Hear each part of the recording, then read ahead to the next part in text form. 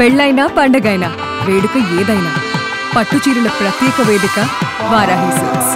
సాంప్రదాయానికి సౌందర్యానికి వారధి. ఎవరు ఎన్ని రకాలుగా వక్రీకరించినా ఇవాళ రాష్ట్రానికి నాయకత్వం వహిస్తున్న ముఖ్యమంత్రి తెలంగాణ ద్రోహిగానే గుర్తించబడతాడు, గుర్తుండిపోతాడు.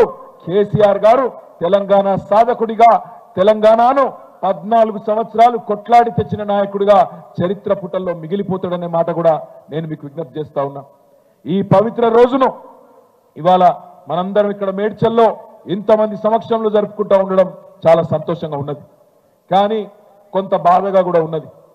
ఏ కేసీఆర్ గారి వల్లనైతే తెలంగాణ వచ్చిందో ఇవాళ కేసీఆర్ గారి ఆనవాళ్లు తుడిచేసే క్రమంలో, ఆ కేసీఆర్ గారిని చిన్నగా చేసి చూపెట్టే క్రమంలో తెలంగాణ అస్తిత్వం మీదనే దాడి జరుగుతూ ఉన్నది. తెలంగాణలోని అస్తిత్వ ఆనవాళ్ల మీద దాడి జరుగుతూ ఉన్నది. మీరు గమనించండి ఏమేం జరుగుతున్నదో. నిన్నగాక మొన్న మన తెలంగాణ ఆర్టీసీ లోగోలో కాకతీయ కళాతోరణం మాయమైపోయింది. నిన్నగాక మొన్న అందులో చార్మినార్ మాయమైపోయింది. ఇవాళ తెలంగాణ తల్లిలో, తెలంగాణ తల్లి కాదు వాళ్ళు పెట్టింది కాంగ్రెస్ తల్లి. ఆ కాంగ్రెస్ తల్లి ఏదైతే తెలంగాణ తల్లి అని చెప్పి ఇవాళ అక్కడ ముఖ్యమంత్రి బిల్డప్ ఇస్తా ఉన్నాడో అందులో బతుకమ్మ మాయమైపోయింది. ముందు బతుకమ్మ చీరలు మాయమైపోయినాయి, ఇవాళ బతుకమ్మ మాయమైంది.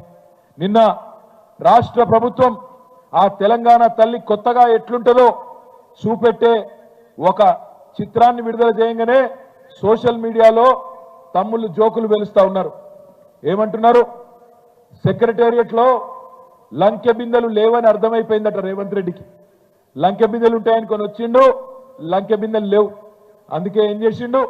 తెలంగాణ తల్లి నెత్తి మీద ఉన్న బంగారు కిరీటాన్ని, అందులో ఉండే కోహినూరు వజ్రాన్ని ఇలా దొంగలెత్తుకపోయినరు అని చెప్పి మొత్తం సోషల్ మీడియాలో జోకులు వేస్తా ఉన్నారు.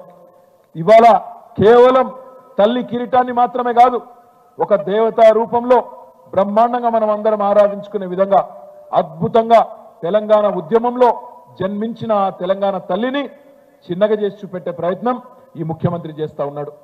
ఆనాడు స్వాతంత్ర పోరాటంలో భారత మాత ఎట్లయితే పుట్టిందో, భారత మాత ఎట్లయితే జనించిందో, అట్లనే పాల సముద్రం చిలికినప్పుడు లక్ష్మీదేవి ఎట్లయితే ఆవిర్భవించిందో, ఉద్యమ కడలి మదనంలో తెలంగాణ తల్లి ఉద్భవించింది.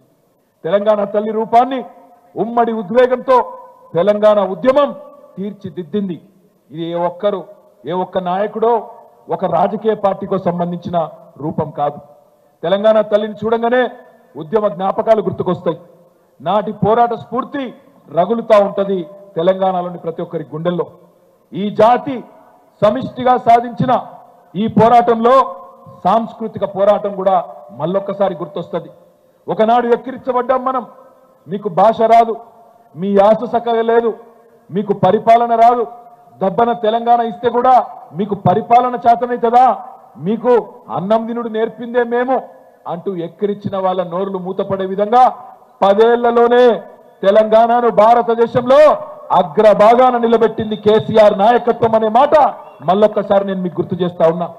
మన భాషను ఎక్కిరించి సినిమాలలో జోకర్లకు పెట్టి మన ఆట పాటల్ని ఈసడించి ఈ బోనాలేంది, ఈ మైసమ్మేంది, ఈ పెద్దమ్మేంది, ఈ ఎల్లమ్మేంది అని మన గ్రామ దేవతల్ని ఎక్కిరించిన వాళ్ళ నోర్లు మూతలు పడే విధంగా, సాంస్కృతిక ఆధిపత్యానికి తెరబెట్టే విధంగా, తెరదించే విధంగా ఎట్లా అయితే ఉద్యమంలో ఎదిరించినామో మళ్ళొక్కసారి తెలంగాణ తల్లిని చూడంగానే యాదికొస్తుంది.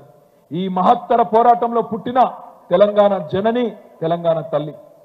మనం భూమిని అమ్మ అంటాం, ధరణి అంటాం, అవని అంటాం, భూమాత అంటాం, తల్లి అంటాం, ధరిత్రి అంటాం. అట్లాగే దేశాన్ని కూడా తల్లిగానే కొలుచుకుంటాం, భారత మాత అంటాం. అట్లాగే మనం పుట్టిన గడ్డను మాతృమూర్తిగా చూసుకునే సంస్కారం ఉన్న నేల ఈ భారత నేల. అట్లాంటి ఈ భారతదేశంలో భారత మాత ఎంత అద్భుతంగా ఉంటుందో మీ అందరికీ నాకంటే బాగా తెలుసు. ఆనాడు మహాత్మా గాంధీ గారు మొట్టమొదటిసారి భారత మాతను వారణాసిలో పెట్టినప్పుడు మహాత్మా గాంధీ గారు అనుకున్నది తప్పకుండా స్వాతంత్రం వస్తుంది, వచ్చినాక భారతదేశం ఉజ్వలంగా వెలగాలని చెప్పి భారత మాతకు బంగారు కిరీటం, ఆభరణాలు, అద్భుతంగా ఒక దేవతామూర్తిలాగా భారత మాతను వారణాసిలో ఏర్పాటు చేయడం జరిగింది.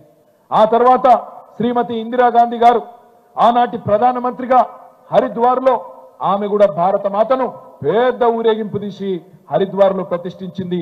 ఆ మూర్తిని అట్లే ఉంచింది.